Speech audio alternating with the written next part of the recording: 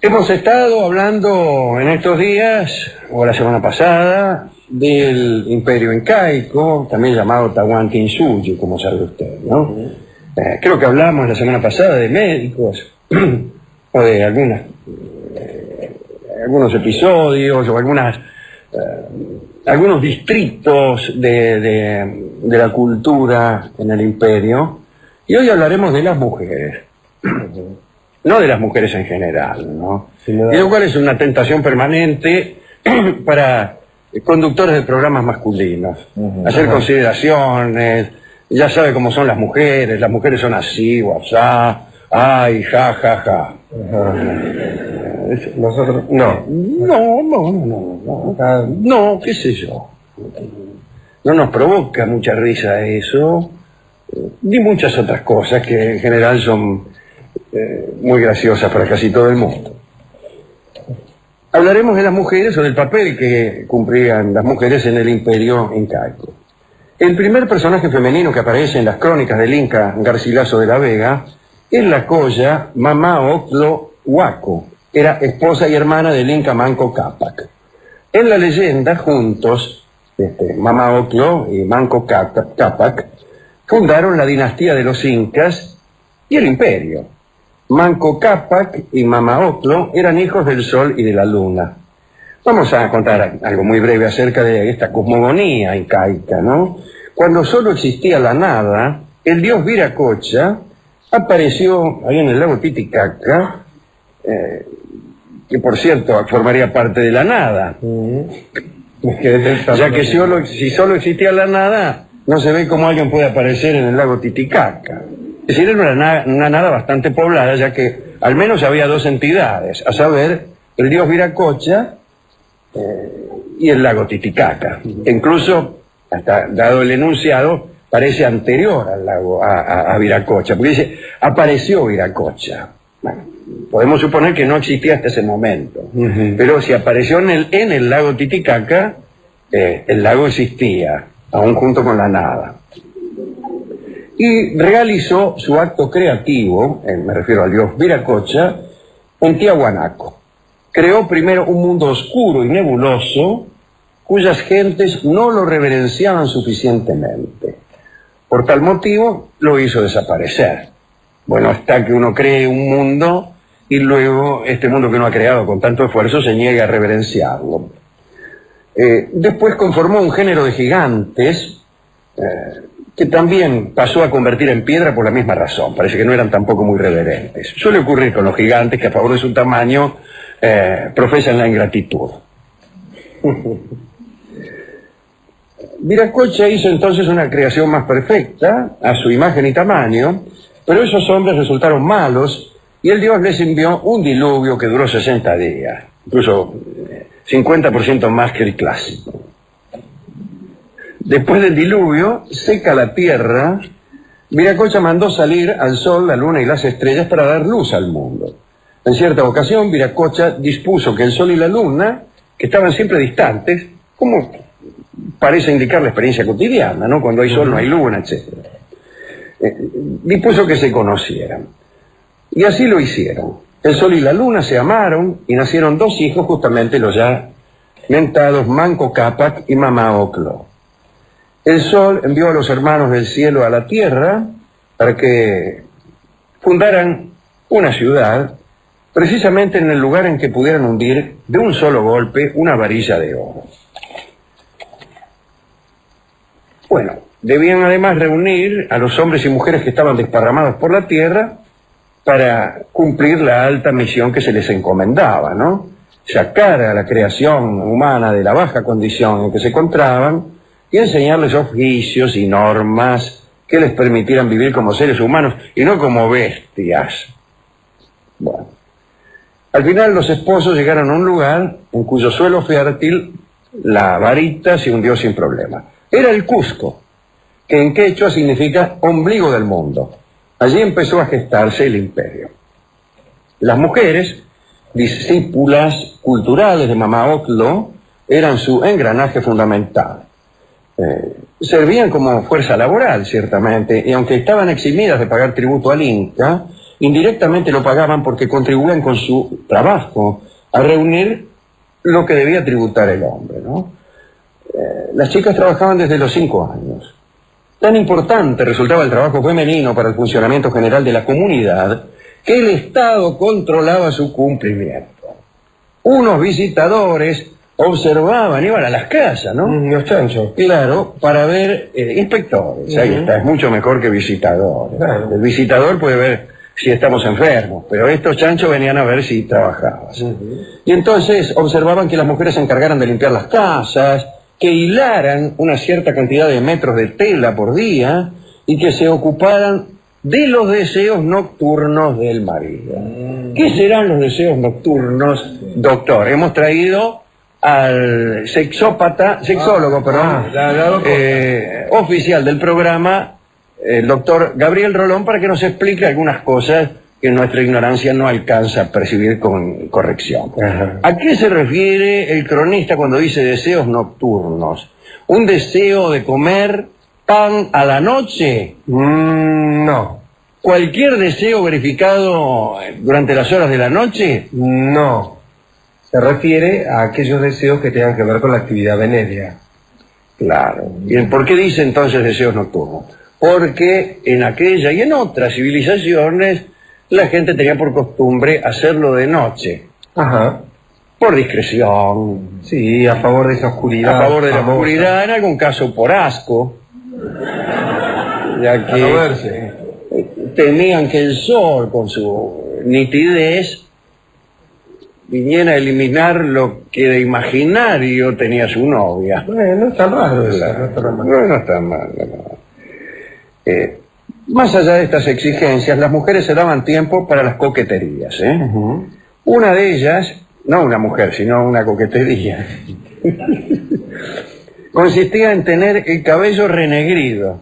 La palabra renegrido siempre me ha producido una cierta inquietud. Sí. Ajá. En mi barrio jamás se utilizaba renegrido para aplicarlo al cabello. Ajá. Generalmente cuando se hablaba de algo renegrido era ante un enemigo. Bien, en todo caso, para obtener esta propiedad, practicaban una maniobra muy peligrosa. Cuando los pelos se les ponían castaños, Sí. así de ese color rojo sadaik,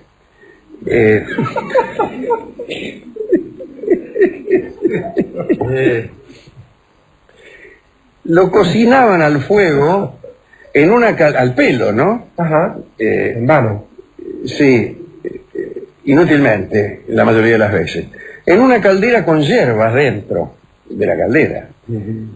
Parece que la India se ponía de espaldas, le ponían una tela en el cogote para que el fuego no la quemara, y procuraban que el agua hirviendo no llegase a cocinar las carnes, ¿no? Entonces ahí como podían, estaban tardes enteras, y después sacaban el pelo más negro y más lustroso que las plumas de un cuervo recién mudadas.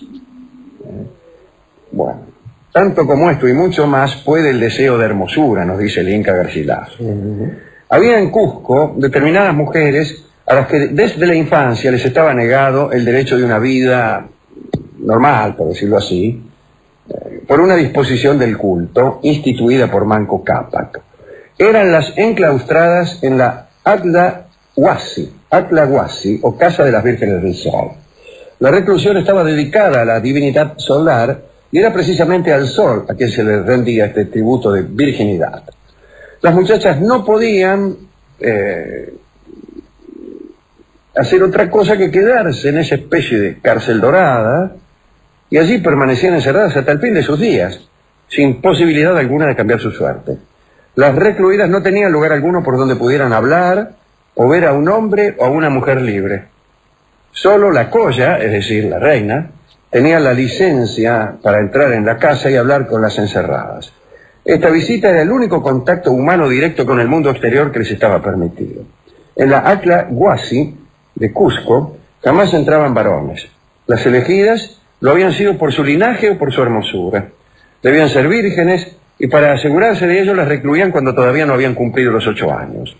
Los funcionarios recorrían el imperio para encontrar a las más bellas. Solo 2 entradas tenía la Atlahuasi. La principal era la puerta que se abría solo para la reina y para recibir a otras que entraban en el encierro, ¿no? Y después había una puerta de servicio que estaba custodiada por 20 porteras, cuya función era llevar y traer lo que se necesitase en la casa. Estas porteras no podían pasar la puerta de servicio y si lo hacían, la pena era la muerte. Garcilaso relató, sin embargo, un hermoso detalle que mantenía a estas muchachas despiertas durante muchas noches. Los incas tenían flautas de 4 o 5 puntos y a las vírgenes del sol dedicaban sus cantares, compuestos en verso medido, los cuales por la mayor parte eran de pasiones amorosas, ya de placer, ya de pesar, ya del misterio de aquellas damas. O sea, oían a través de las paredes, supongo yo, como a alguno le tocaba la flauta. Existían también lo que los españoles llamaron casas de elegidas para el Inca, que eran otra cosa, Esto era distinto a lo de la casa del Cusco. A esas casas entraban vírgenes, pero vírgenes que iban a dejar de serlo. Allí se hacía una reserva de doncellas de las que el Inca podía disponer a voluntad.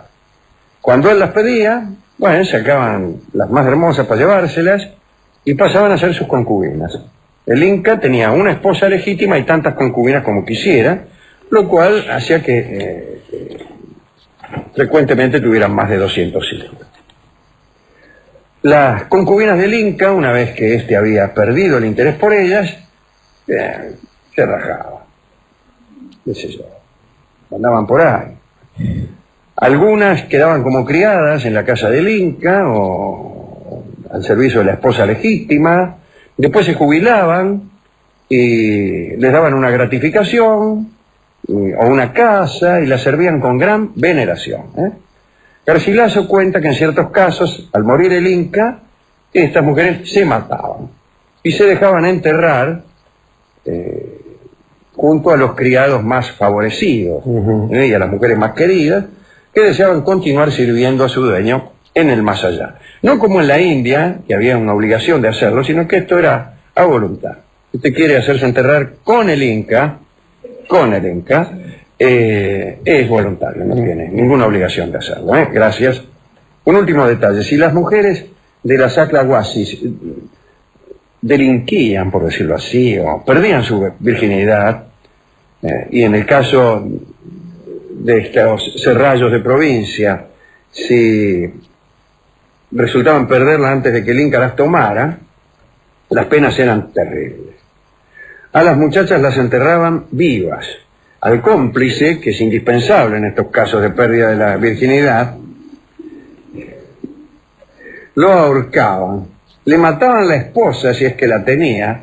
Pobre esposa. Sí, encima. Encima, golpeaban la puerta, la tipa no se había enterado de nada y... Estaba durmiendo, te venimos a matar. También le mataban los hijos, los criados, a los parientes, a los vecinos y a los moradores de su pueblo. Los vecinos. Y a todos sus ganados. ¿Qué culpa tiene la llama? Y ahí quedaba su parcela desierta y asolada, tapada por piedras, y así. Esto no evitaba que los que deseaban a una de estas mujeres se valieran de métodos siniestros para llegar a poseerlas. Y se menciona la conocida versión de que aquel lenguaraz llamado Felipillo, aquel indio que era el único intérprete entre los conquistadores del Perú y Atahualpa, intencionalmente falseaba las palabras de Atahualpa para ponerlo en contra de los españoles y contribuir a su ejecución. Y parece que Felipillo hacía esto porque estaba enamorado de una de las elegidas y una de las chicas de las casas del Inca, y naturalmente solo podría tenerla si el soberano se moría. Y en ese caso la elegida quedaba en libertad. Así que todo eso hacía Felipillo por una mena. Como se ve bien, tira más una pasión que una yunta de tractores. Aquí termina el informe que hemos preparado sobre el papel de la mujer en el Tahuantinsuyo. ¿Usted tiene alguna dedicatoria que hacer? Sí, a los inocentes vecinos de a los vecinos, porque este hombre. sacar la cuenta, la mujer y el hijo, pero el vecino estaba ahí tranquilamente, de la cana y se te voy a matar. ¿Por qué? Y porque un vecino tuyo atropelló a una de las minas del Inca. ¿A mí qué me importa ese tipo? Yo estoy acá, ni la toqué. Claro. Por eso convenía ir y atropellarlas uno, por lo menos. Claro. Ya que me van a ahorcar. Ya que me van a ahorcar. Por lo menos Me saqué la gana. me divertí un rato. Así que bueno, a los vecinos, y hasta los animales le A mataban. los animales Pobre también, bicho claro. también. Claro. Bueno. ¿Qué culpa tiene un perro? Y es más, hasta que estoy pensando, digo, hasta que el que cometa esa actitud también, no hay por qué matarlo, digo, ¿no? No. El acercamiento a una mujer. Si fuera así, ya estaríamos muertos hace mucho tiempo. Por eso, digo, tampoco es para tanto. No quedarían vecinos. Viviríamos en el desierto, Miren que se evidentemente. quejan y todo. Bueno, hemos resuelto ilustrar esta... la casa alrededor suya. Hemos resuelto ilustrar esta interesante información que proviene del Inca Garcilaso de la Vega con la samba llamada La Compañera, evidentemente en referencia a la mujer en general o a una en particular si usted quiere. Mamá Oclo. Bueno, No está mal, compañero. no está mal, claro, la Mal. compañera de Manco Cápac, Cápac. fundadores ambos del imperio. Así que escucharemos La Compañera en la versión de don Ariel Ramírez.